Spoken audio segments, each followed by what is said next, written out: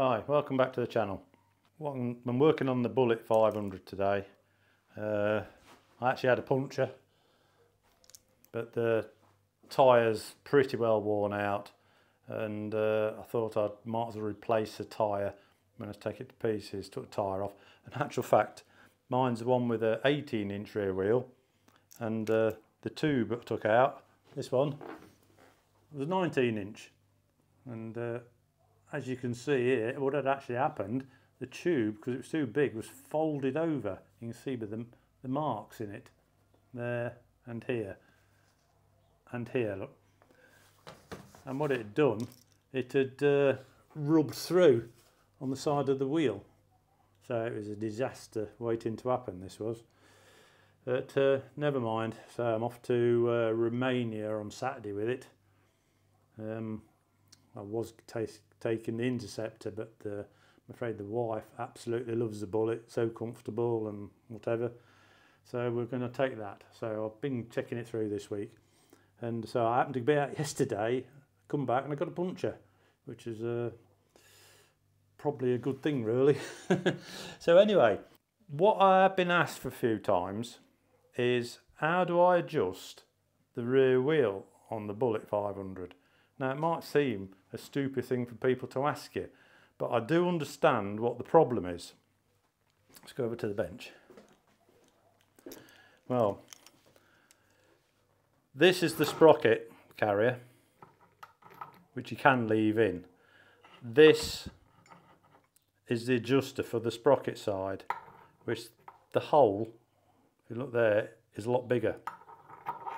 So that slides inside your swinging arm. Then it's got the nut on top of it, and this is the problem. When you've got a nut on, the nut is bigger on the adjuster, takes up more of your marks up, look, than what this one does when it's on the spindle side, because the spindle side is a lot smaller.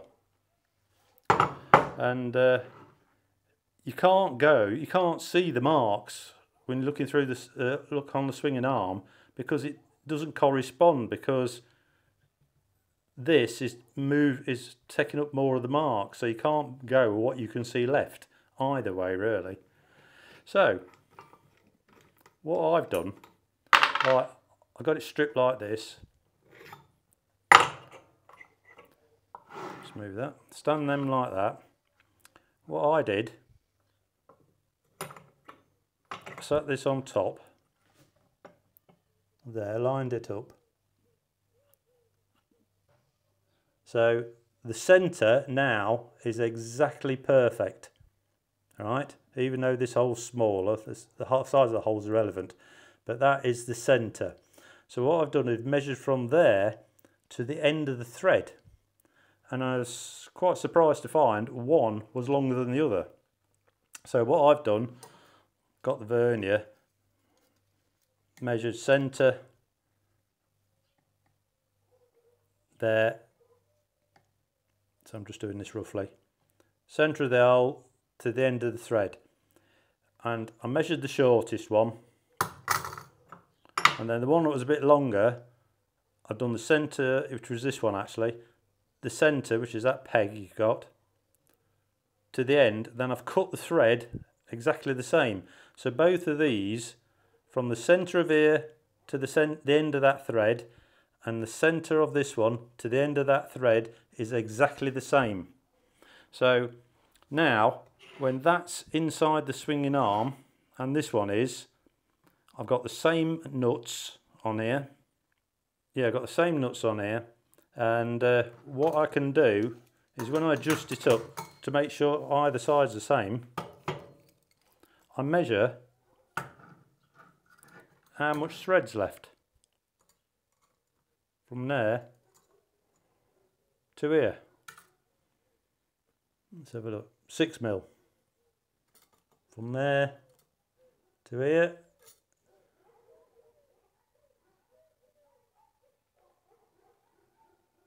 £6 mil. So to me that's a dead accurate way of doing it, because I know from the end of the thread to the centre on this one, and the end of the thread to the centre of this is exactly the same.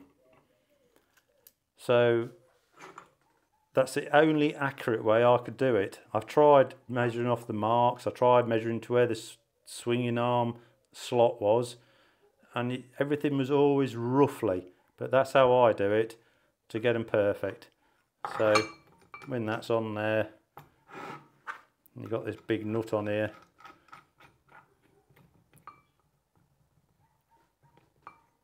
All you've got to do is just measure how much thread you've got left. As long as you've got the same amount of thread on this one as you have on this one, that means that the wheel is central, the adjustment is correct.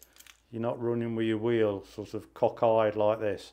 That was the only way I found out, and it's quite easy, but you've just got to take it to pieces to do it. It's worthwhile doing, because I tried various ways, and you know, it's guesswork. I think I got it. I'd measure it again. It was different. I think, oh Christ. But this way, it's foolproof. It's a foolproof way of doing it. So, just a short tip for you. Anybody with the 500, I think the Classic will be the same. Classic 500, the Bullet 500. This is the way to do it. For me anyway, it's foolproof. I know when I've measured the end of the thread that's left, as long as that's the same on both sides, then wheel is perfect. Right, hope that was useful for you.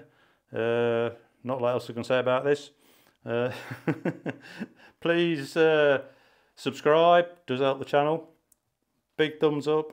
Any comments, leave them down below. You know I always answer them. But so I have had quite a few people ask me how I adjust the rear wheel. When I first saw it, I thought, crikey, if you can't even adjust your own wheel, it's a bit of a sad do, isn't it, really? But then when you looked at it, I could see why people were struggling. There's just no way of measuring it. Well, that's how I do it. And once you've got it set up, it's a doddle every time. Right, we'll see you again in the next video then. Cheers.